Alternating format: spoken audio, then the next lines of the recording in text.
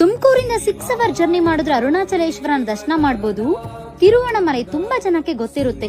ಪಂಚಭೂತಗಳಲ್ಲಿ ಒಂದಾದ ಅಗ್ನಿಲಿಂಗ ಅರುಣಾಚಲೇಶ್ವರ. ಇಲ್ಲಿಗೆ ನೀವ್ ಅನ್ಕೊಂಡ್ರೆ ಹೋಗಕ್ಕಾಗಲ್ಲ, ಅರುಣಾಚಲೇಶ್ವರ ನೆನ್ಸ್ಕೊಂಡ್ರೆ ಮಾತ್ರ ಇಲ್ಲಿಗೆ ಹೋಗಕ್ಕಾಗೋದು.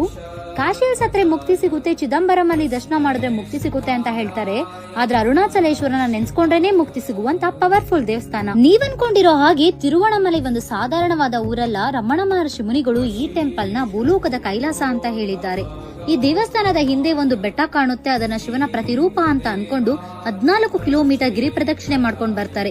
ಈ ಗಿರಿ ಪ್ರದಕ್ಷಿಣೆ ಮಾಡ್ಬೇಕಾದ್ರೆ ಸೂರ್ಯಲಿಂಗ, ಅರುಣಲಿಂಗ, ವಾಯುಲಿಂಗ, ಈಶಾನ್ಯ ಲಿಂಗ ಅಂತ 14 ಲಿಂಗಗಳ ದರ್ಶನ ಮಾಡಬಹುದು. ಈ ಟೆಂಪಲ್ 24 ಎಕರ್ಸ್ 9 ರಾಜಗೋಪುರಗಳನ್ನು ಹೊಂದಿದ್ದು 1900 ವರ್ಷಗಳ ಹಿಂದೆ ಕಟ್ಟಿರುವಂತಹ ಹಳೆಯ ದೇವಸ್ಥಾನ. ಇಲ್ಲಿರುವ ರಾಜಗೋಪುರ 217 ಅಡಿ ಇದ್ದು ಇದೇ ಇಂಡಿಯಾದಲ್ಲಿ 2ನೇ ಅತಿ ದೊಡ್ಡ ರಾಜಗೋಪುರ ಆಗಿದೆ.